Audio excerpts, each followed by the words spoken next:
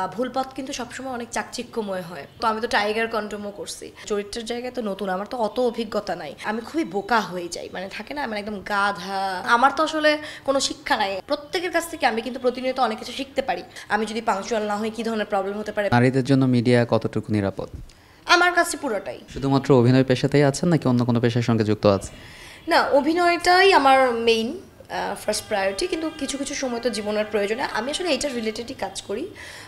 আমি যেহেতু দীর্ঘ সময় মডেলিংও করেছি বা এখনও টুকটাক করা হয়, সময় সুযোগ ব্যাটে বলে সব কিছু মিললে। তো আমি একটা প্রতিষ্ঠানের সাথে আছি, ওটার নাম হচ্ছে সাদা কালো। ওখানে আমি আসলে শুটিং পার্টটা মানে ডিজিটাল সেকশনটা আসলে দেখি। অভিনয় জগতে আসাটা কিভাবে? অভিনয় জগতের আশা তো মনে হয় আমার মোটামুটি সবাই জানে যে আমি নাসিরুদ্দিন ইউসুফ বাচ্চু ভাইয়ের আলফা দিয়ে অভিনয় জগতে পা রাখি। তারপরে আসলে কোনো রকম প্ল্যান করে কাজ করা হয়নি, কাজ আসলে আমি একটা একটা একটা একটা করে করে গেছি। তারপর আমি চন্দ্রাবতীর কথা করছি, লালমোরগের ছুটি করছি, আজব কারখানা করছি, এরকম।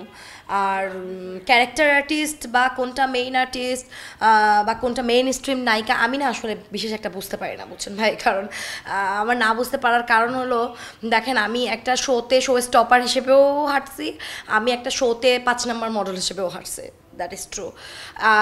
আমি ধরেন কোনো একটা শ্যুটে 4 জনের সাথে গিয়ে দাঁড়ায়ও ফটোশ্যুট করছি। এই শহরে আমার আড়ংয়ের বিশাল বিশাল বিলবোর্ডও ছিল। হ্যাঁ, আবার আলফাতে যদি আমি বলেন, আমি ফিমেল প্রোটাগনিস্ট ছিলাম, চন্দ্রাবতীতেও আমি ফিমেল প্রোটাগনিস্ট ছিলাম, আজব কারখানাতেও আমি ফিমেল প্রোটাগনিস্ট ছিলাম। সো আমার কাছে চরিত্র এগুলো করতে করতে হয়েছে কি, যে চরিত্রগুলো আসে আমি চরিত্রগুলো আসলে করে ফেলার চেষ্টা করি।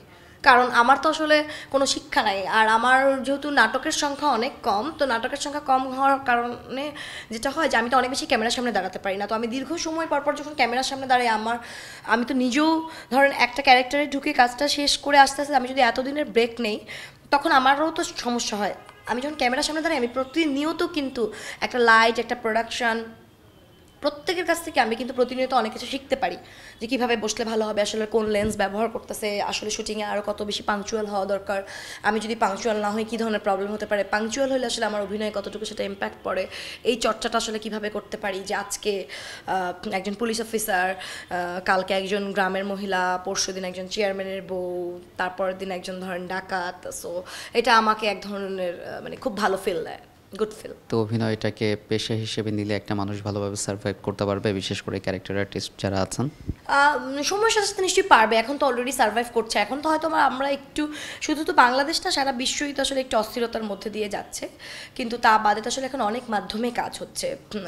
শিল্পীরা এখন অনেক বেশি ট্যালেন্ট, নতুন নতুন আরও যারা আসতেছে তারা আরও আমাদের থেকে আরও অনেক অনেক বেশি নিজেদের অভিনয়ের প্রতি নিশ্চয়ই সময় দেয়, তারা অনেক ভালো ভালো কাজ করতেছে। আর ক্যারেক্টার আর্টিস্টদের জন্য ঠিকঠাক মতন ধৈর্য ধরে কাজ করে গেলে কাজ করা সম্ভবই তো। হ্যাঁ, আমাদের শুধুমাত্র আমাদের প্রফেশনালিজমের সাথে তো বিষয়টা হবে না, আমরা সংশ্লিষ্ট যাদের সাথে কাজ করি তাদেরকেও সেই বিষয়টা প্রফেশনাল হতে হবে। নারীদের জন্য মিডিয়া কতটুকু নিরাপদ? আমার কাছে পুরোটাই। আমি এখন পর্যন্ত, আপনি আমাকে যদি একটু একটা প্রশ্ন করছেন যে ক্যারিয়ার কত বছর হলো, আমি এখন পর্যন্ত মিডিয়া থেকে, যদিও এই ইস্যুটা এসে আমার কাছে একটু খুব মন খারাপ হয়েছে, কিন্তু আমার ব্যক্তিগতভাবে আমি আমার মিডিয়ার একজন ভাই ব্রাদারকে নিয়ে এরকম একটা নিউজ হলো, আমি আমি খুবই পিসড অফ বিষয়টায়, খুবই। তো কিন্তু যদি নিরাপত্তা বা আমাদের কাজের পরিবেশের কথা বলা হয়, আমি এখন পর্যন্ত কোনো কাজের পরিবেশে যে কোনো রকম কোনো কিছু দেখতে পারি নাই, আমি কোনো ডিরেক্টর প্রডিউসারের এরকম ধরনের কোনো কল পাই নাই। মানে কাজ তো করে আসছি না, যে ধরেন অনেক বিজ্ঞাপন করছে, অনেক এরকম করছি, যদি বলি খুবই সেন্সেশনাল এরকম ইয়ে, তো আমি তো টাইগার কন্ডমও করছি।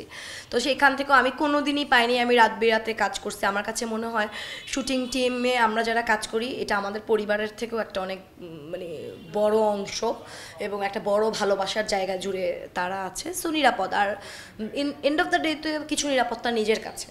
আপনি যদি আপনার নিরাপত্তা না রাখতে পারেন, আপনি যদি ভুল পথে পা বাড়ান, বা ভুল পথ কিন্তু সবসময় অনেক চাকচিক্যময় হয়, তো চাকচিক্যের দিকে যখন আমরা যাই, সেটা আসলে ভুল কি ঠিক এটা বিবেচনা করে না গেলে কিছু বিপদ তো ঘটবে, এটা সারা ওয়ার্ল্ড ওয়াইডই হয়। আপনার কাছ থেকে আপনার ক্যারিয়ারের একটা মজার অভিজ্ঞতা জানতে চাই। আসলে মজার অভিজ্ঞতা এত যে মানে ধরেন এগুলো তো আসলে বলে শেষ করা যায় না, স্পেসিফিক বলাটা আমার জন্য টাফ হবে। কিন্তু ধরেন আমি যদি বলি, আমি ওই শুরুতে এটা মজার না দুঃখের, আমি এটা এরকম করে ইয়ে করতে পারবো না। প্রত্যেকটা ক্যারেক্টারে আসলে যখন যাই, আমি তো আসলে এত নতুন এখনও তো আমি নতুনই, আসলে চরিত্রের জায়গায় তো নতুন, আমার তো অত অভিজ্ঞতা নাই।